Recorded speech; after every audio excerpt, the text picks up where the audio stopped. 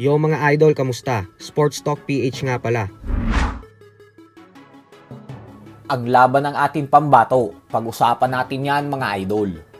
Ngunit bago ang lahat ay huwag kakalimutang mag-subscribe at i-click ang notification bell button for more sports talk.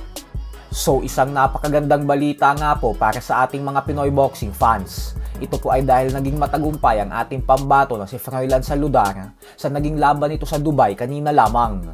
Ginulat po ni Saludar ang lahat sa bakbakan na ito dahil bago mag-umpisa ang laban ay halos walang naniniwala na mananalo ang ating kababayan gawa ng may napakalinis na undefeated record ang kanyang katunggali na si Williams Flores na 18 wins with 30 knockouts at walang talo.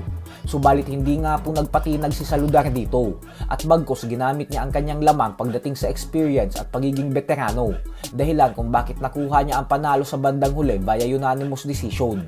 Dahil po sa panalong ito ay isang kampiyon na si Saludar matapos niyang masungkit ang bakanteng WBA Intercontinental Bantamweight belt. Umabante na din ang kanyang record ngayon sa 36 wins with 25 knockouts at 8 talo. Habang ang pambato naman ng Venezuela na si Flores ay nadungisan na ng isang talo ang kanyang record ngayon. Sa edad na 35 years old ngayon ni Saludar ay isang napakalaking tagumpay po nito na makasungkit pa ng isang regional title belt galing sa World Boxing Association. Sa kabilang banda naman mga idol ay huwag po natin kakalimutan na mamaya nagaganapin ang bigating mega showdown sa pagitan ng heavyweight legend Iron Mike Tyson at ng YouTuber boxer na si Jake Paul. Ilang oras na lang po ang inaantay natin bago sila tuluyang magtagpo sa ibabaw ng lona, kung saan mas madaming fans ang naniniwala na magtatagumpay ang bagitong YouTuber sa laban. Gawa ng may edad itong 27 anyos kumpara kay Tyson na may edad na 58 years old. Dahilan kung bakit lumabas bilang underdog si Tyson sa mga betting sites, habang si Jake Paul naman ang yamado. Pero ganun pa man nga po ay hindi pa din natin pwedeng baliwalain ang lakas at bagsik ng kamao ni Tyson.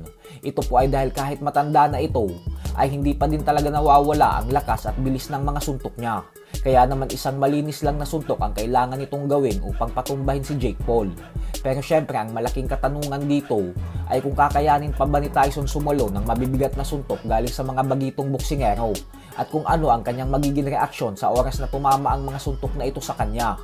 Bukod dyan ay kung kaya pa ba ng stamina niya tumagal sa isang 8-rounder fight. Kaya makikita po natin lahat yan mamaya. I'm not gonna lose. But you say that in the last minute of the second round. I am not gonna lose. Did you hear what I said? Thank you. Sports Talk PH, kakaiba ang laban ng mga Pinoy. Lakas at dedikasyon ng armas ng tinuon. Kamaong nagbabaga ang sayo ay babaon. Mga Pinoy na ating